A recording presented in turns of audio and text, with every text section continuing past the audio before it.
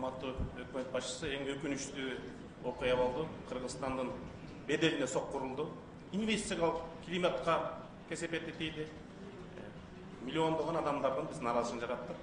Биринчи суроом Айбек Рысбек, сизге болушубуз керек. Австралияда Siemens жаңы теплоэлектр станциясын курду. 100 мегаватты 100 миллион 120 миллионга айланды да. Биздеги Кытайдын келген жаңы технологиясы азыркы модернизацияга кайсы муундар технология көрсөтөлөт? Урматтуу Каныбек Капашевич, бүгүнкү орнотулган жабдыктар бул дагы акылкы муунга деп эсептелет. Сиз туура эмес айтып атасыз. Энергетиктерден сурасаңыз, бул СССРдын 70-жылдагы технологиясынын адаптациясы.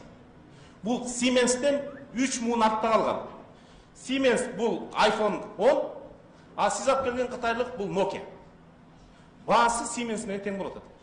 Буга кандай жооп бере аласыз?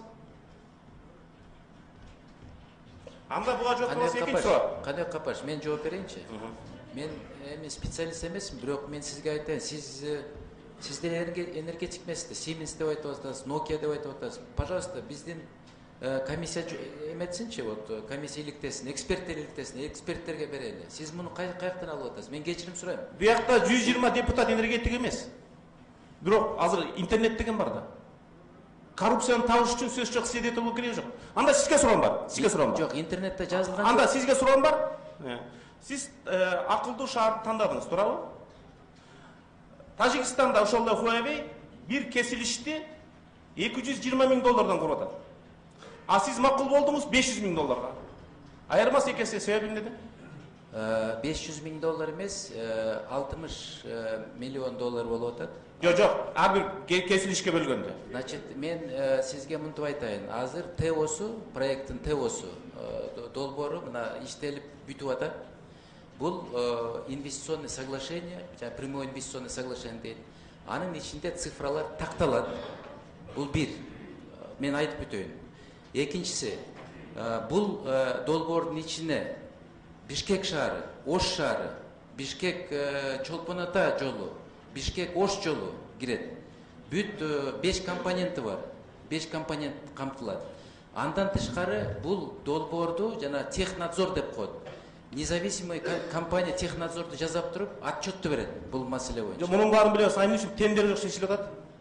Кандай? Тендер, конкурс болгон жок да. Каныбек Капаш, Мен сизге айтып атам, бул прямой инвестиция. Бул кечиресиз.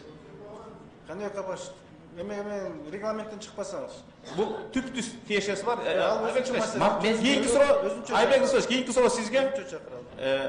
Жанагы химиялык тазалоого канча реактив кошулат?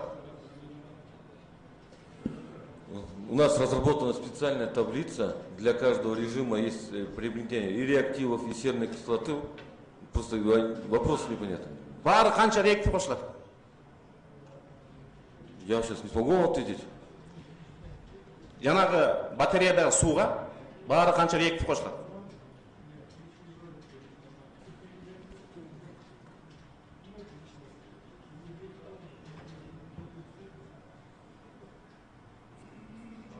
Мы вам письменно представим. Письменно эмес, 1000ге жакын реактив кошулат.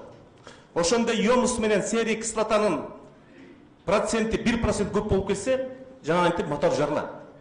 Эгерде ТЭЦ бул жүрөк болсо, ТЭЦтеги химиялык суу бул каны. Кан коюлса, же тузу көп болсо, жанагынтип жарылат. Демек, буякта эң негизги себеп, аны билген сиздерде 3-4 эл адис бар. Министр да билбейт, сиз да билбейсиз, ТЭЦтин директору да билбейт. Аяктан ошо адистер жумуштан айта салыңыз. Рахмат.